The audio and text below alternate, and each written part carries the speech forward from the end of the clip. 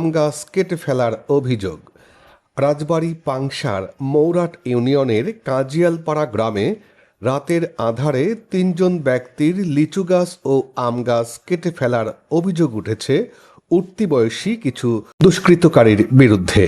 এ বিষয়ে ভুক্তভোগীরা পাংশা মডেল থানায় একটি লিখিত অভিযোগ দায়ের করেছেন বলে জানা যায়।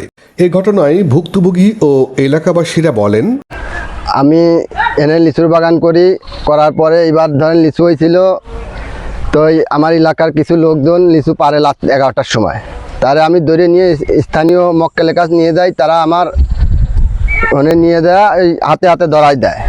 পরে এখন এসে গত রাত্রি এই করার দিয়ে 10টা 11টার দিক সব গাছ পোষা কাটিয়ে ফেলায়। এর আমি কঠোর বিচার চাই এবং কঠোর শাস্তি চাই এদের। আপনার এই গাছ কে কাটছে? এই গাছ কাটছে আমি যারা ধরছিলাম ওরা এর আগে আমার কাছে কয়েছে যে গাছ একটাও থবো না করার দিয়ে। আপনি কি দেখছেন? না, আমি গাছ কাটা দেখি নাই। অনুমান করে বলতেছি। মানে এর আগে আমি ধরছিলাম ওরে রাত 12টার সময় লিচু চুরি করা হয়েছিল। কি বলছেন?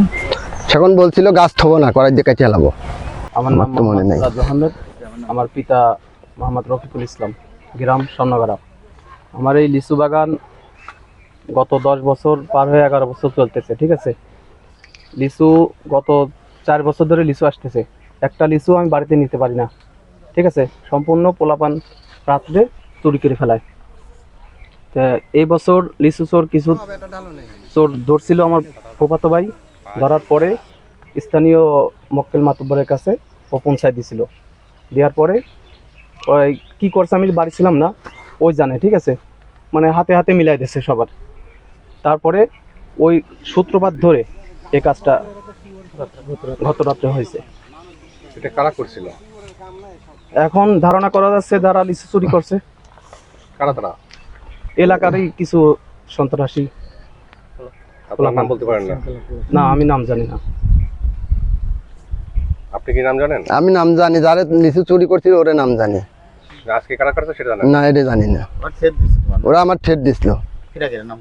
ওই জায়েদ, তারপরে তো ওপারে সোহান বিল্লার ছাল, তারপরে তো এটা নয়ন, চৈর ছাল, তারপরে তো ইনাই, তারপরে তো খসুর ছাল, কায়সার, এই কয়জন ছিল।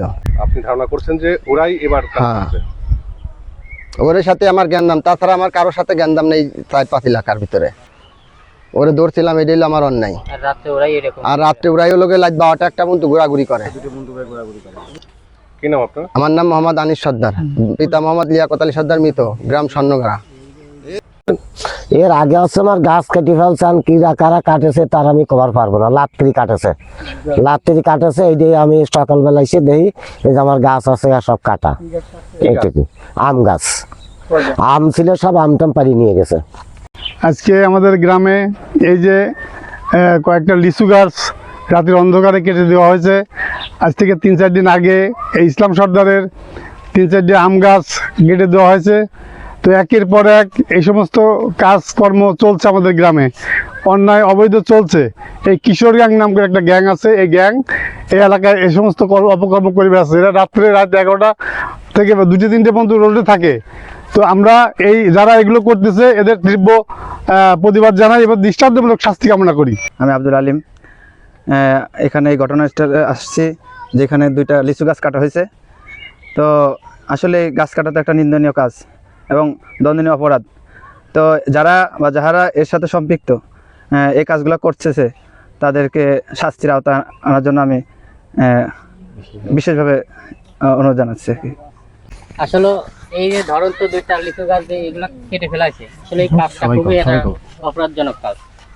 আসলে যারা এই কাজটা করেছে আমরা এলাকাবাসী সুস্থ এর দাবি জানাচ্ছি, এটা যেন সুস্থ বিচার হয় এবং যারা এই কাজটা করেছে তাদের যেন খুব একটা ভালো শাস্তি হয়।